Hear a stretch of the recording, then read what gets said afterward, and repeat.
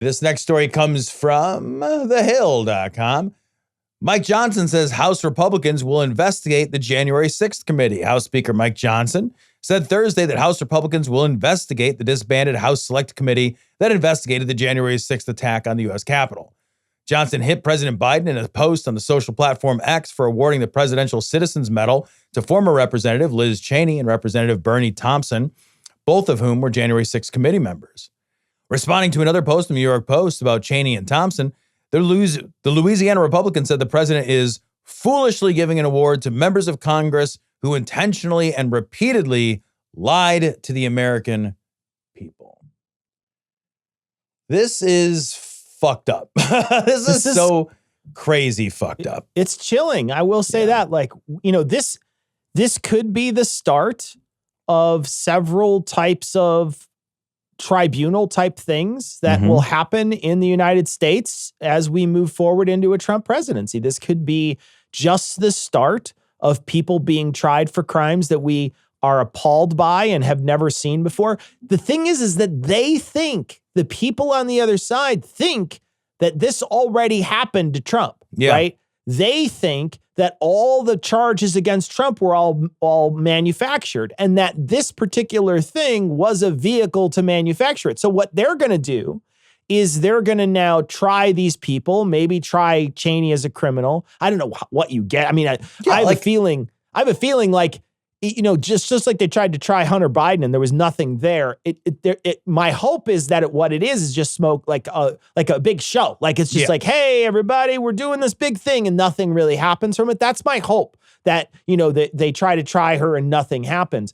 But if they do wind up finding things, then you're opening a box to basically say, well, because we wanted retaliatory prosecution against people who went after Trump when he did, like, tried to have a fucking insurrection, now you're opening the box to the next time someone's going to do it to you. And you're going to still, like, because if let's just say for argument's sake, in 4 years, they lose the House, the Senate, and the presidency, and somebody comes in and is like, you guys fucking tried and put Liz Cheney behind bars. We're going to try you for that injustice. Now you've started a rubber band back and forth of trying people for injustices when your side wins. Like, look at what you've opened up. Yeah. Yeah, dude. And the thing is too, that the speech or debate clause of the United States Constitution protects members of Congress from being questioned for what they say during legislative activity. So these people should be protected from this sort of, like, you know, I mean, honestly, this kind of fucking, like, nonsense. The right has it all wrong. The January 6th committee was mostly, it was made up. The Republicans decided not to sit on it, you know, for the most part, but it had Republicans on it. It had Liz Cheney, it had Adam Kinzinger. If they go after Liz Cheney, they're going after her now as a private citizen. She's not even a member of Congress right now. This is purely a message that says, we're going to do whatever the fuck we want for the next 4 years. Yeah. And if you so much as blink about it, we'll come after you. Not try to get you fucking, like, you know, we're not going to primary you in the next election. No, we will come after you in your home where you sit. This is part of how democracy dies. Yeah. This really is.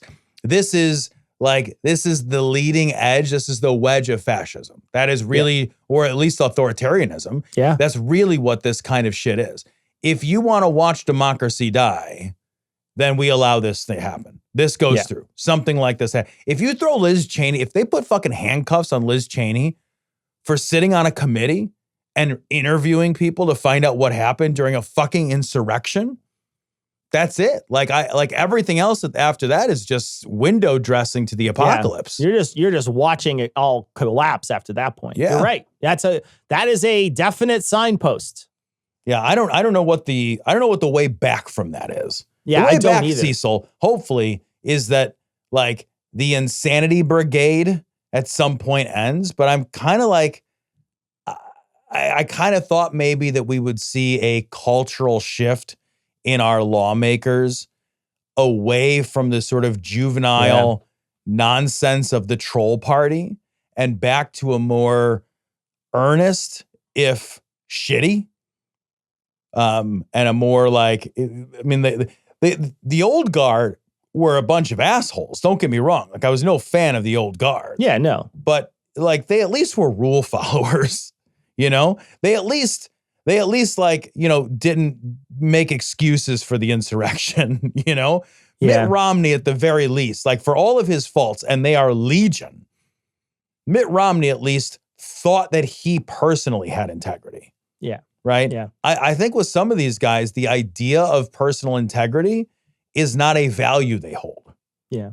That's something that I was thinking about the other day. Like, I think I can have strong disagreements with somebody, but if they hold themselves to a standard of personal integrity, we can probably find some common ground because there's going to be consistency. So we can look for commonality somewhere in that consistency. You can sit down and talk to that person. Yeah. But if you don't hold integrity as a personal value, then we're probably never going to be able to find a middle ground because you don't actually believe anything. Yeah. No, everything about you is point. Expedient. It's practical. It's about winning the ball game, you know, not about following the rules.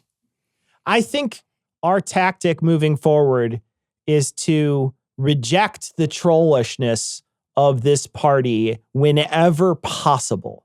And to not engage with it. I think that's going to be the path forward if you want to try to figure this out. I think, like, if they push your hand, like, there's going to be more drastic stuff that has to happen. But if it turns out that really all they want to do is just continue this trollish behavior because it gets them more clicks and views and makes them more popular with their base, my suggestion is just to not engage with it. This whole week, I've seen, I want to say, 150 headlines that all talk about how Trump wants to invade or annex Canada, change the name of the Gulf of Mexico, annex Greenland, go after parts of Mexico, et cetera, et cetera. I just haven't even engaged with it. I didn't even care. I'm like, yeah, no, that's fine. He's not going to do any of that, and he can't, and that's stupid. And I'm just like, nothing's going to happen. And if it does, then we're attacking people in the West. And whether or not I clicked on that link doesn't matter, right? Right. Yeah. Like, that doesn't matter. But what I think is he war wants with to NATO, make, you know, like, we got bigger fish war to with fry. NATO is way bigger than me clicking on a link. Right. But genuinely, if you engage with that and you get mad about it and you social media post, be like, how can this guy represent our nation? I can't believe. Don't play into it. Just be like, yeah, you can't do that. That you're stupid. And then just forget about it and forget it happened. Yeah. Don't even pay attention to it. And he does a million of these things a day. He says crazy shit. He tries to tee you up. Don't let him do it. Just be like, yeah, okay, just lead. I want you to lead. Go lead. Go do the things you say you're going to do. You haven't done any of them yet. Well, and I think that you're exactly right. I think we know his strategy now, right? So don't play his hand. Yeah. Because I'm not inventing this. I heard this on another news podcast, but what seems very reasonable, and as soon as I heard it, I was like, yes, I think that's true, is that all of this stuff is exactly what you described. It's just a distraction. Mm-hmm. And it's a distraction so that on day fucking 10, he can force through a great big omnibus bill full of all the economic shit he really actually wants to get done, where he can strip wealth from the lower and middle class, push that wealth up to billionaires and corporations, and, you know, defund most of the social, defund or strip or damage most of the social safety nets that people rely on across this country to further the agenda of the oligarchs. Like, that's the plan.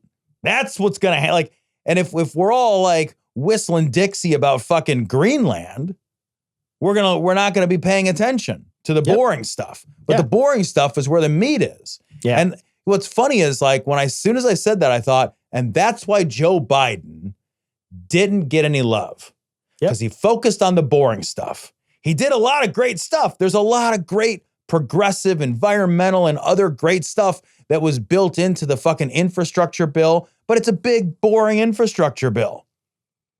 You know, he didn't talk about invading Greenland or something. He just put his head down, did a bunch of boring work. The boring work is really fucking important and essential, but it just doesn't it's not sexy.